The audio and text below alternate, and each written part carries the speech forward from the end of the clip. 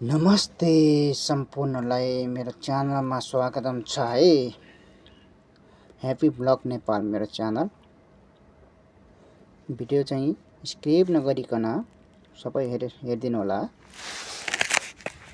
Like comment subscribe share गर्न कसैले नभुल्नु होला। तर म अहिले कुवेतबाट बोल्दैछु र विदेशको व्यस्तताको काम गर्दा कहिलेकहीँ आफ्नो देशको पनि सम्झना आउँदो रहेछ र मेरो मन भने मेरो गाउँठाउँमै छोडेछ जस्तो लाग्छ मलाई है। एकदम हरियाली डाँडाकाँडा हिमाल खोलानाला र सफा हावा सम्झदा मन शान्त हुन्छ। आफ्नो गाउँ घर वरिपरि हेर्दा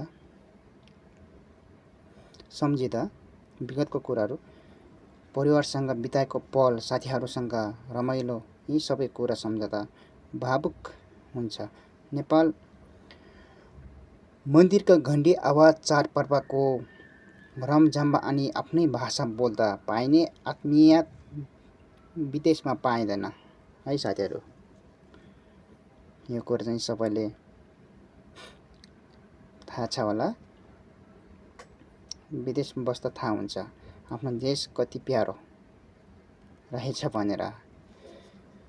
मलाई पनि आफ्नो देशको एकदमै मन पर्छ र एक दिन फर्केर आफ्नो माटोमा केही गर्नेछु।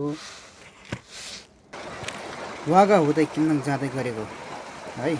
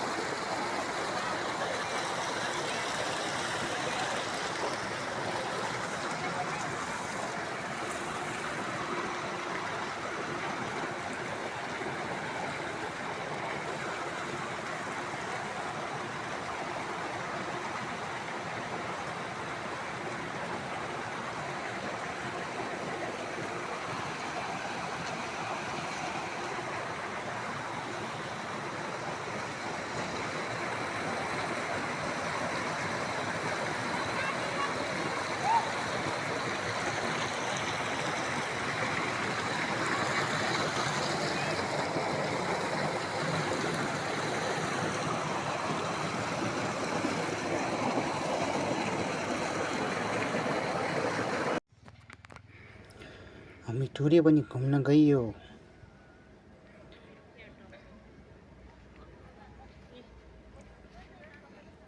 यही नदी क्षेत्र प्रकृति सौन्दर्य, धार्मिक स्थल, सांस्कृतिक स्थल, हकीकत गाउँ घुमघाम र फोटोग्राफीको लागि धेरै उत्तम ठाउँ हो।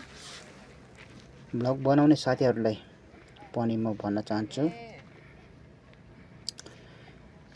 यदि तपाईँहरू युट्युब ब्लग बनाउनुहुन्छ भने यस्तो शान्त गाउँ जीवन, काठमाडौँ नजिकै सुन्दर ठाउँ र प्राकृतिक दृश्य, स्थानीय यात्रा अनुभव जस्तो विषय छ भने कमेन्टमा भन्नुहोला। कमेन्टमा भन्नुहोस्, आउनुहोस्, घुम्न आउनुहोस्। धेरै रमाइलो ठाउँ हो, राम्रो ठाउँ, नदीहरू, पर्यटन स्थल, धार्मिक तथा सांस्कृतिक स्थलहरू पनि र हाइकिङ, गाउँ घुमघाम, फोटोग्राफीको लागि अत्यन्तै राम्रो यहाँको सिन हेरेर यदि तपाईँहरू तपाईँहरू भन्न पनि सक्नुहुन्छ कस्तो भिडियोमा रहेछ। ब्लग बनाउनुहुन्छ भने शान्त गाउँ जीवन, शान्त ठाउँ, यस्तै ठाउँमा आएर बनाउनुहोस्। तपाईँहरूको पनि भ्युर्स धेरै आउनेछ। भिडियो हेरेर यहाँ हरियाली वन जङ्गल भन्नुहोस्। हिमाल खोला नाला धेरै छन्। कमी कमजोरी नेपालमा धेरै मन्दिर र कमेन्ट ऐतिहासिक गर्नुहोस्। ठाउँ छन्। त्यसैले हजुरहरू घुम्न आउनुहोस् अनि सबै थाहा हुनेछ। ब्लगको लागि अति राम्रो ठाउँ हो यो ब्लग बनाउनको लागि।